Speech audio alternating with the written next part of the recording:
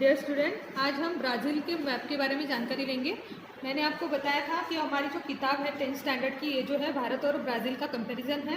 भारत का मैप मैंने आपको 2 दिन पहले सेंड किया था और उसका वीडियो भी सेंड किया था। आज हम देखेंगे ब्राज़ील। देखो यहाँ पे ब्राज़ील लिखा हुआ है, ठीक है। अभी ब्राज़ील के बारे में थोड़ी सी जानकारी लेते हैं। ब्राज़ील ये जो देश है, ये कैसे दक्षिण और पश्चिम गोलार्धों में स्थित देश है। फुटबॉल के लिए ये देश प्रसिद्ध है।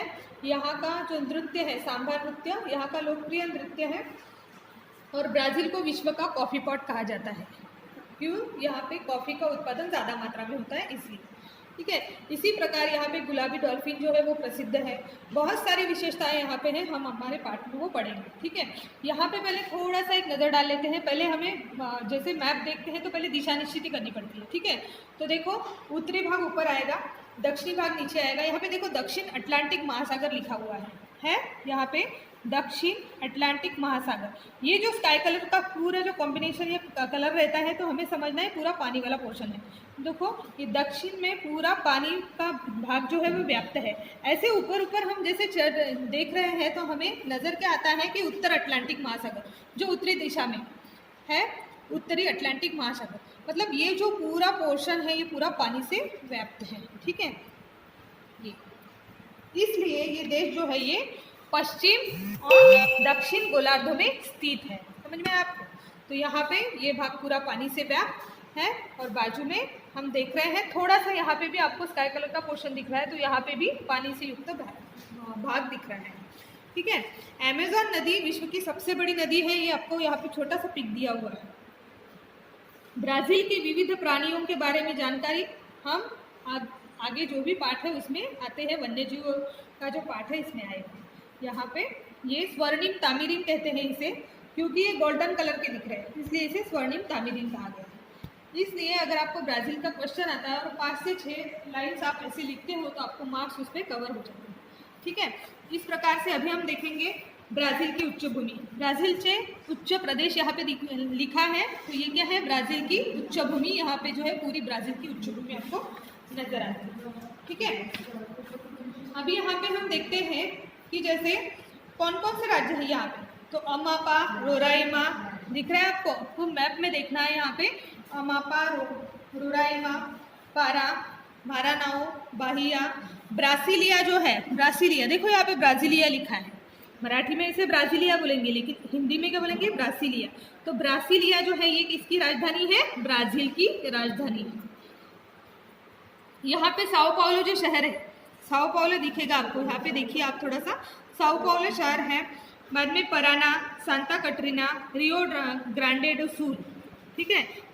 ये जो है ये मेन पोर्शंस है, ये हमें यहाँ किसकी पढ़ाई हमें करनी है। तो इस प्रकार से यहाँ पे जो अलग अलग राज्य यहाँ पे आपको दिख रहे हैं।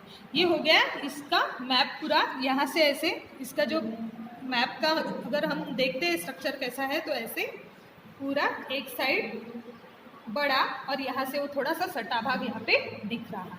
समझ में आया आपको? अब ये होगी बड़ी आवृत्ति, लेकिन हमारे किताब में छोटी आवृत्ति है, तो उससे हम पढ़ेंगे। किताब का देखिए थोड़ा सा, इससे हम हमारे आगे के वीडियो में पढ़ाई करेंगे। ठीक है। Thank you.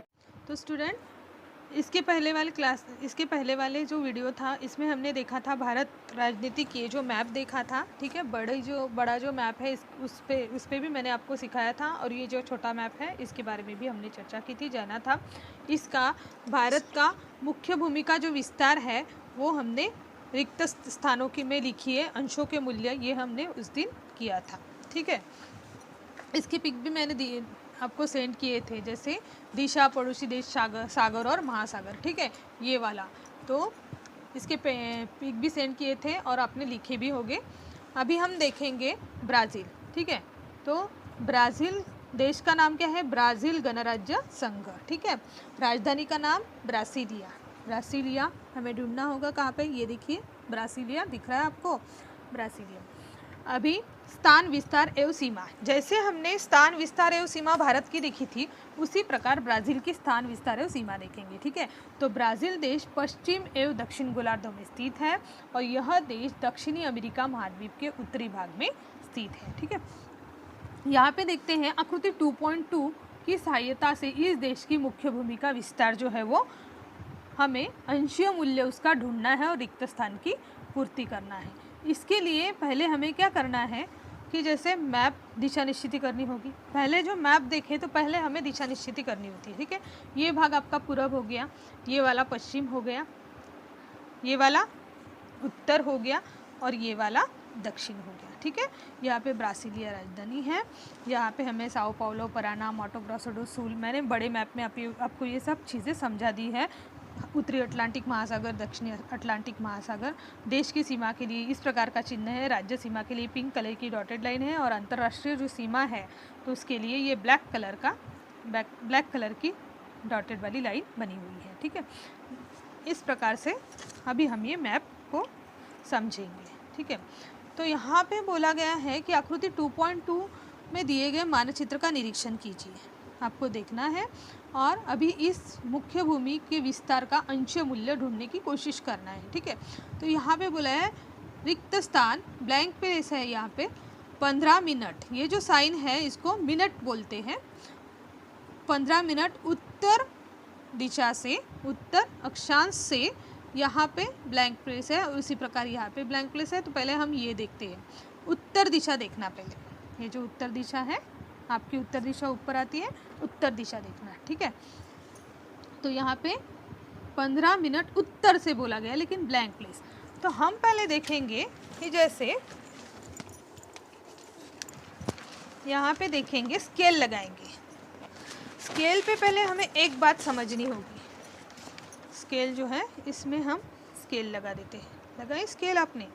अभी आप अगर यहाँ से स्केल लगा रहे हो तो यहाँ पे देखिए, यहाँ पे देखिए आप, यहाँ पे स्केल के हिसाब से 1.2 सेंटीमीटर जहाँ पे ख़त्म हो रहा है, ठीक है।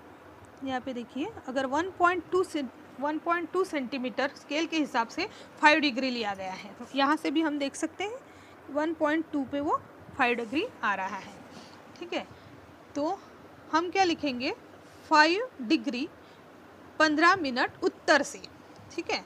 5 डिग्री 15 मिनट उत्तर से 34 अंश लिखा गया है। अभी हम देखेंगे कैसे आया ये। कहाँ, कौन सी दिशा बोला गया है, दक्षिण दिशा। दक्षिण पे आते हैं, यहाँ पे देखिए 35 है, 35 डिग्री। अभी हमें इस चीज़ तक, यहाँ तक हमें वो मूल्य निकालना है, अंशीय मूल्य ढूंढना है। तो यहाँ पे 35 डिग्री आ रहा है, यहाँ पे भी 5 का डिफरेंस है। देखो 35, 30 डिग्री, बाद में है 25, 20 डिग्री, 15, 10 और 5 डिग्री, ठीक है। इसमें 5 का डिफरेंस है। तो यहाँ पे देखिए ऐसे आ रहे हैं। अगर 35 पे स्केल लगा रहे हैं तो यहाँ पे वो ख़त्म नहीं हो रहा है, मतलब स्टार्ट कहाँ से हो रहा है और एंड कहाँ पे हो रहा है वो हमें समझना होगा, ठीक है। तो जैसे यहाँ से हमने स्केल लगाई, यहाँ पे ख़त्म नहीं हो रहा है, तो यहाँ पे ऊपर चढ़ेंगे थोड़ा सा, देखिए हैं। तो यहाँ से हम अगर स्केल लगाते हैं यहाँ से, तो आपको समझ में आएगी कि यहाँ पे 34 आ रहा है, 34, ठीक है। तो आप क्या लिखोगे, 34 या 33, 34 भी नहीं आएगा, वो 33 आएगा, ठीक है। तो यहाँ पे आप क्या लिखोगे, 33 अंश 45 मिनट। यहाँ पे आप लिखोगे 33 अंश 45 मिनट दक्षिणी अक्षांश तक है, ठीक है, दक्षिणी अक्षांश तक है। एवं अभी ये ब्लैंक प्लेस ढूंढना है हमें। 45 मिनट पश्चिम से, पश्चिम दिशा पे आइए, पश्चिम दिशा पे हम आए हैं। तो यहाँ पे देखिए आपको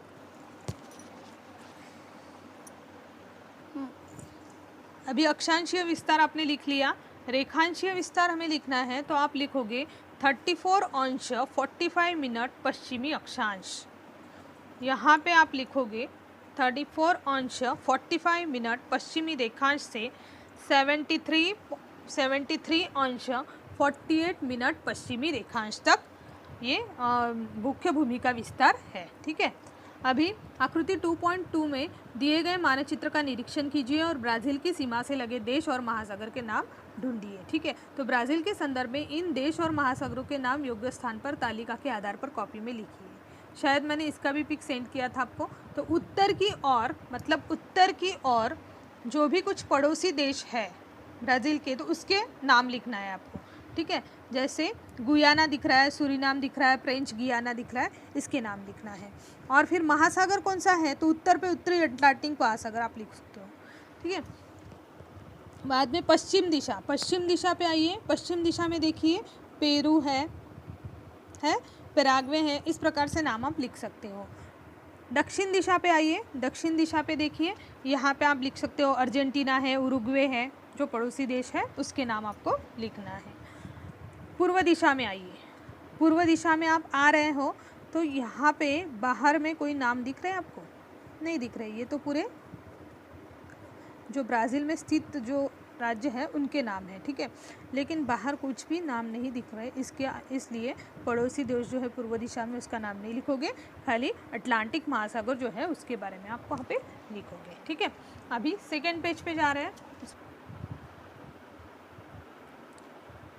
अभी देखिए ऐतिहासिक पृष्ठभूमि ब्राज़ील की देख लेते पहले, ठीक है। तो 3 शताब्दियों से अधिक समय तक यह देश पुर्तगाली शासन के अधीन था। जो पुर्तगाली लोग थे या शासन पद्धति थी तो उनके अधीन था ये देश। ब्राज़ील को सन 1822 में स्वतंत्रता प्रदान हुई। कब? 1822 में। सन 1930 से 1985 तक 40 वर्षों से भी अधिक काल यह देश जो है वो लोकप्रिय सैन्य शासन के अधीन था। मतलब 50 वर्षों से भी अधिक काल यह देश जो है वो लोकप्रिय सैन्य शासन के अधीन था। और हमारा देश 150 वर्षों तक अंग्रेज़ लोगों के गुलामगिरी में था। और ये जो देश है ये 50 वर्षों से अधिक काल लोकप्रिय सैन्य शासन के अधीन था। 20वीं सदी के अंत में वैश्विक वित्तीय समस्याओं से यह देश उभरा है और विश्व के आर्थिक विकास में योगदान देने वाला और भविष्य में एक प्रमुख बाजार के रूप में ब्राज़ील की ओर देखा जाता है। देखो 20वीं सदी के अंत में वैश्विक वित्तीय समस्याओं से ये देश उभर कर ऊपर आया है और विश्व के आर्थिक विकास में योगदान देने का कार्य इसने किया है यह देश ने। और भविष्य में एक प्रमुख बाजार के रूप में ब्राज़ील की ओर देखा जाता है, क्योंकि ब्राज़ील को विश्व का कॉफ़ी पॉट कहा जाता है। यहाँ पे ज़्यादा से ज़्यादा उत्पादन कॉफ़ी का होता है, इसलिए, ठीक है। ये ऐतिहासिक पृष्ठभूमि हो गई ब्राज़ील की। शायद हमारी ऐतिहासिक पृष्ठभूमि भारत की पढ़ने की रह गई थी। यहाँ पे हम देखेंगे लगभग 150 वर्षों से भी अधिक 150 वर्षों तक भारत देश जो था वो अंग्रेज़ों के आधिपत्य में था। सन 1947 मतलब 1947 में भारत को स्वतंत्रता प्राप्त हुई। स्वतंत्रता के उपरांत पहले 20 वर्षों में 3 युद्धों का सामना हुआ। 3 युद्धों का सामना करना, अनेक भागों में सूखे का सामना करना और अनेक समस्याओं से ये देश जो है वो मतलब हमारा देश जो है वो अनेक समस्याओं से जूझकर ऊपर आया है।